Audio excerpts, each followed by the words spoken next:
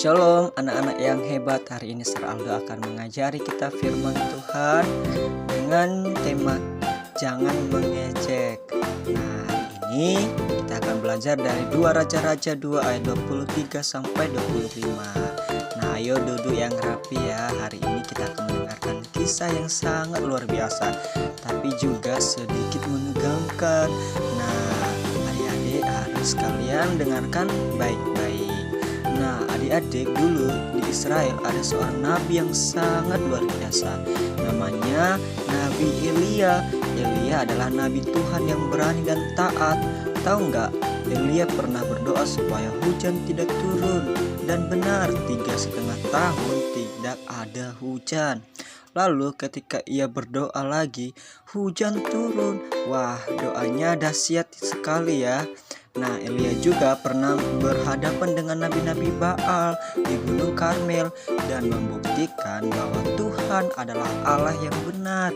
Tapi suatu hari Tuhan berkata pada Elia akan diangkat ke surga, bukan mati, tapi langsung diangkat dengan kereta berapi. Wah, luar biasa ya adik-adik yang terkasih. Ternyata Nabi Elia tidak mengalami kematian, tapi diangkat ke surga. Nah, sebelum Elia pergi, dia punya seorang murid setia bernama Elisa.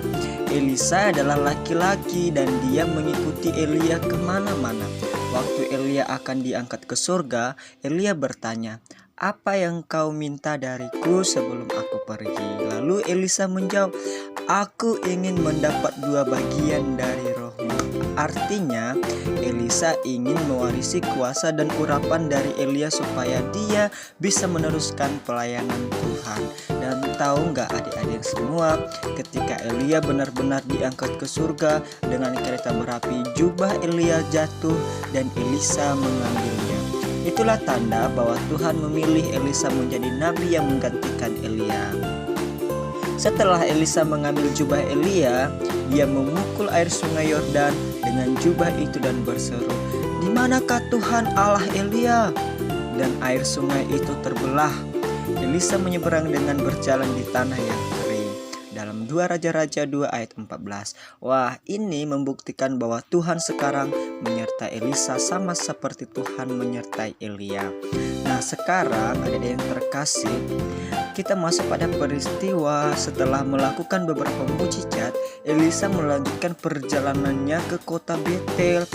Tapi di sana ada sekelompok anak-anak dari kota itu keluar dan mengejek Elisa.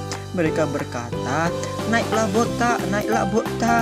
Nah, kata botak itu bukan hanya tentang rambut adik-adik yang terkasih.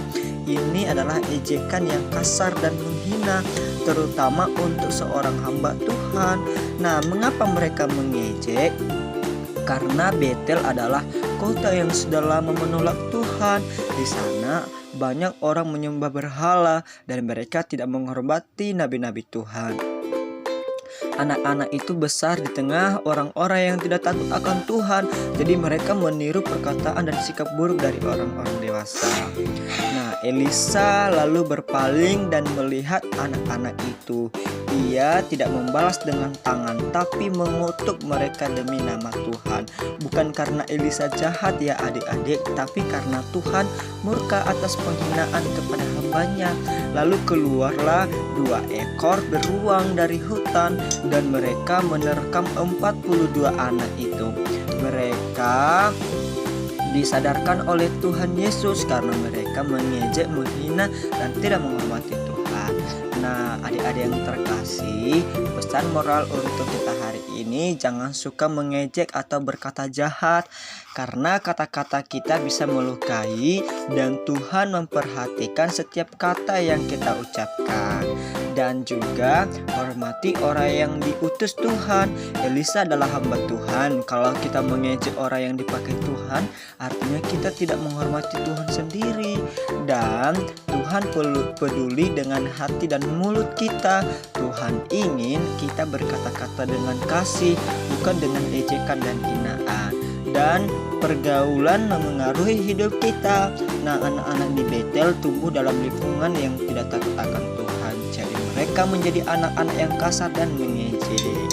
Nah, jadi sebagai kesimpulan untuk kita semua, anak-anak yang hebat, jadilah pembawa berkat ya, baik dalam perilaku kita, bahkan segala apapun yang kita lakukan. Demikian firman Tuhan hari ini. Tuhan Yesus memberkati. Shalom, sampai jumpa kembali.